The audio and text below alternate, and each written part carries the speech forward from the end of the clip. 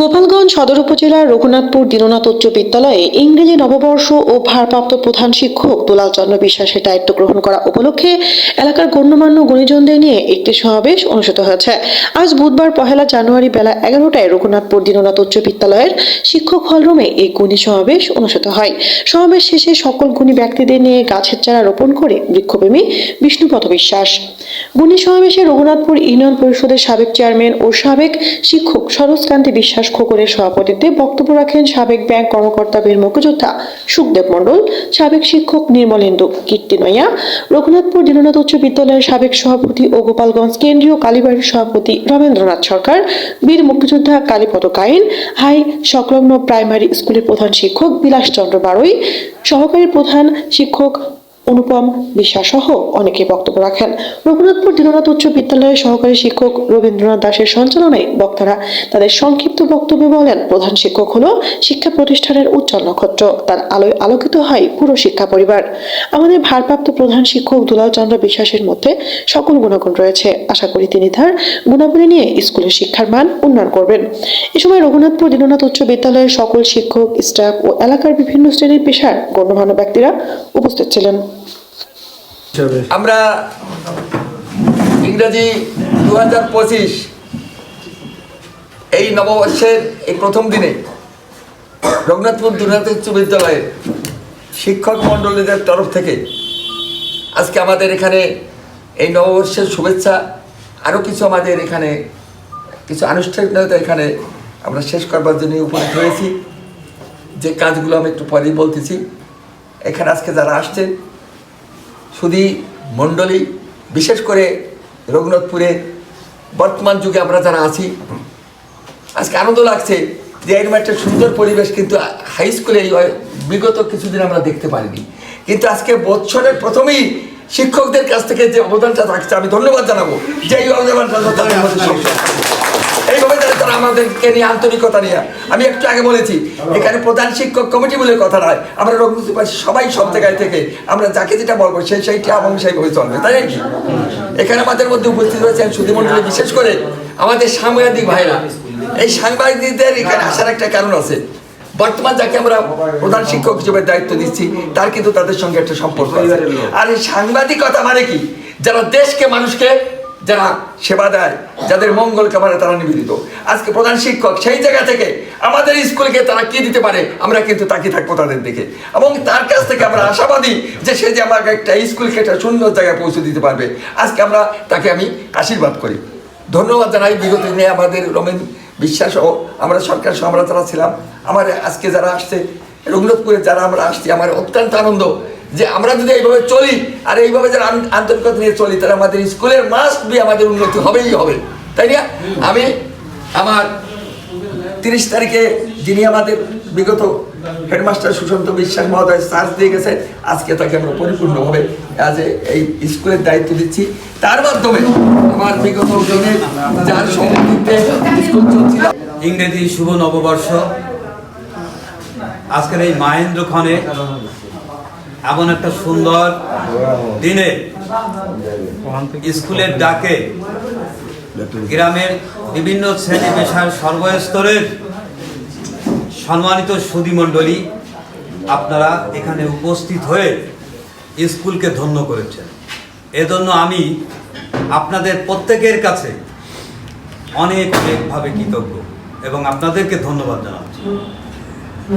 আজকে সবার সম্মানিত সভাপতি, এই বিদ্যালয়েরই যিনি প্রধান শিক্ষক ছিলেন, এই বিদ্যালয়ের ম্যানেজিং কমিটির বারবার নির্বাচিত সভাপতি ছিলেন, এই ইউনিয়নের বারবার নির্বাচিত ইউনিয়ন পরিষদের চেয়ারম্যান ছিলেন, একজন যোগ্য, দক্ষ, অভিজ্ঞ ব্যক্তি আজকের এই সভার সভাপতি বাবু সরোজকান্তি বিশ্বাস মহোদয়। এখানে উপস্থিত আছেন বীর মুক্তিযোদ্ধা সাবেক ব্যাংক কর্মকর্তা বাবু সুখদেব মণ্ডল, উপস্থিত আছেন আমার শ্রদ্ধেয় শিক্ষক প্রাক্তন বাবু চিত্তরঞ্জন কীর্তনিয়া, বাবু নির্মলেন্দু কীর্তনিয়া, সাবেক সভাপতি সার্বজনীন কেন্দ্রীয় কালীবাড়ি গোপালগঞ্জের সুযোগ্য তরুণ সভাপতি রমেন্দ্রনাথ সরকার। উপস্থিত আছেন স্বাস্থ্য কর্মকর্তা, ব্যাংক কর্মকর্তা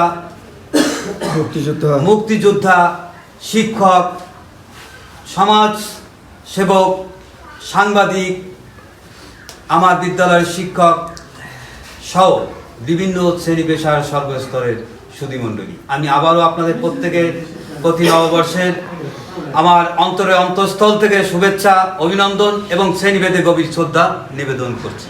বক্তব্য দেওয়ার মতো এখানে কিছুই নাই।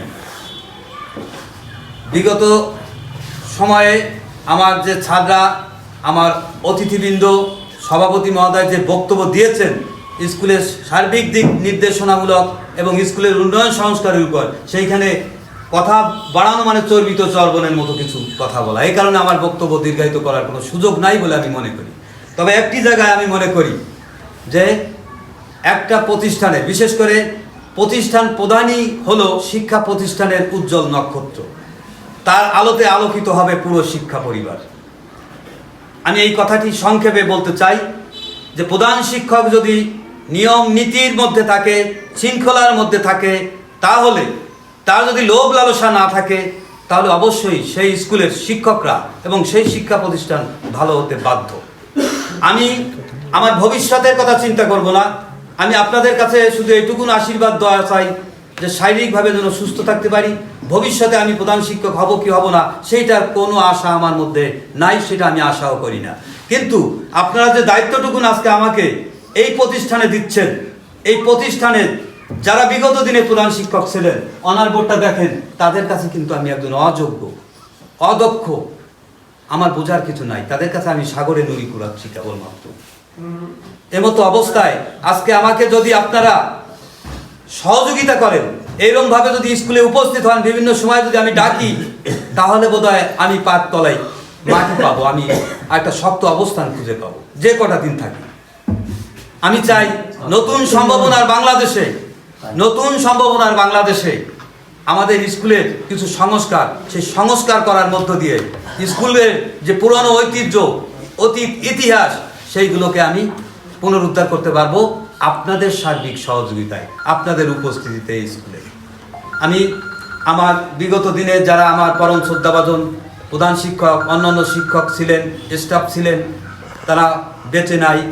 আজকে আমি এই শুভ সময়ে, এই মুহূর্তে আপনাদের উপস্থিতিতে আমি তাদের বিদেহী আত্মার প্রতি শান্তি কামনা করছি, তাদের আত্মার শান্তি কামনা করছি, তারা যেন সৃষ্টিকর্তার, মহান সৃষ্টিকর্তার পাদপদে আশ্রয় স্থান লাভ করি। তো আমার বক্তব্য আর বেশি কিছু নাই। আমি সর্বক্ষেত্রে আপনাদের সহযোগিতা চাই, আমি যে কটা দিন থাকি আপনাদের সহযোগিতায় আমি স্কুলের উন্নয়নে, সংস্কারে কাজ করব। এই ওয়াদা, এই অঙ্গীকার নতুন বছরে আর আমার বলার কিছুই নাই। আমি সার্বক্ষণিকভাবে আপনাদের সহযোগিতা চাই, সার্বক্ষণিকভাবে আপনারা যেভাবে দিক নির্দেশনা দেবেন, যে কথা বলবেন, সমষ্টিগতভাবে সমন্বয় করে সেই জিনিসটাই এখানে প্রতিফলিত হবে। আমি ব্যক্তিগত কোনো অভিমত বা ব্যক্তিগত কোনো আমার মানে আমি সেখানে আমার ফলাতে চাবো না। আপনাদের কাছে এই স্কুলের দায়িত্ব ছেড়ে দিলাম আজকে এই নতুন বছরে। আপনাদের সহযোগিতাই, আপনাদের ঐক্যবদ্ধতাই আমি সেই জিনিসটা স্কুলে সংস্কার করতে সচেষ্ট হতে পারবো বলে আমি আশা করি। আর শিক্ষকদের আমি একটা কথা বলবো যে বিগত দিনে, আজকে নতুন বছর, আমাদের এলাকার লোকজনদেরকে নিয়ে আসা এখানে এই একটাই উদ্দেশ্য যে আমরা স্কুলে যখন ঢুকবো তখন কোনো দলাদলি, কোনো মলিনতা বিগত দিনের এইগুলো কিন্তু থাকবে না। স্কুল 10টার আগে উপস্থিতি, 4টার পরে প্রস্থান। এর বাইরে আমি যে কটা দিন থাকি, আমি যত নরম তত কঠিন, সেই কঠিন জায়গাটায় কিন্তু আমি অবতীর্ণ হব। স্কুলে 10টার আগে উপস্থিত, 4টার পরে প্রস্থান। আমি যদি না থাকি স্কুলে, তাহলে আপনারা, আমার গ্রামের কর্তৃপক্ষ আছে, সাথে সাথে নালিশ করে দেবেন যে দুলালবাবু এই অনিয়ম করতেছে। কিন্তু আপনারা যদি অনিয়ম করেন তাহলে কিন্তু সংস্কার করা যাবে না। বিশৃঙ্খলা যদি নিজেদের মধ্যে থাকে, দলীয় কোন্দল থাকে, তাহলে কিন্তু কোনোভাবে স্কুল সংস্কার করা যাবে না। এই জায়গাটায় আমাদেরকে একত্রিত হতে হবে, টিম ওয়ার্ক হিসেবে কাজ করতে হবে। তাহলে আমাদের যে যত আশা আকাঙ্ক্ষা সব কিছুই বাস্তবায়িত হবে বলে আমি মনে করি। তো আমি আর কথা বাড়াতে চাচ্ছি না। আমি আবারও ধন্যবাদ জানাই যে আপনারা আমাদের স্কুলের ডাকে সাড়া দিয়ে আজকে স্বতঃস্ফূর্তভাবে যেভাবে এখানে উপস্থিত হয়েছেন, এই আশীর্বাদ, এই দোয়া আসলে আমাদের স্কুলের উন্নয়ন সংস্কারে অবশ্যই কাজ করবে। স্কুলের অতীত উন্নয়ন ঐতিহ্য আছে। এই অতীত উন্নয়ন ইতিহাসকে আরো সমুজ্জ্বল করার জন্য আমি আপনাদের সকলের সহযোগিতা চাই, আপনাদের পাশে থাকতে চাই। এটাই আমার শেষ কথা। সবাই ভালো থাকবেন। সবার সার্বিক উন্নতি, মঙ্গল, সুস্থ, রোগমুক্ত জীবন কামনা করে নতুন বছরে আমি আমার সংক্ষিপ্ত বক্তব্য শেষ করছি। ধন্যবাদ সবাই। আমরা সাংবাদিকরা একটা প্রশ্ন করি আপনাকে। এই প্রশ্নটা হচ্ছে যে আমরা বিগত দিনে স্কুল সম্পর্কে যতটুকু জানি যে স্কুলের মধ্যে শিক্ষকদের মাঝে একটা বড় কোন্দল ছিল। তো সেই কোন্দলের কারণে স্কুলের শিক্ষার অনেকটা নিম্নে চলে আসছে। আর আপনি কি মনে করেন যে আপনি এই কোন্দলকে অতি দ্রুত শিক্ষকদের মাঝে কোন্দলটাকে নিরসন করতে পারবেন? আমি প্রথমে যে কথাটা বলা হচ্ছে যে স্কুলের শিক্ষার মান খুব নিচে নেমে গেছে, আমি এই কথাটা মানতে বা স্বীকার করতে রাজি না। এবছরও 2024-এ যে ফলাফল হয়েছে তাতে আমাদের 93% কত জন এরা প্রভাব 88, হয়তো জিপিএ 5-এর সংখ্যা কম আছে।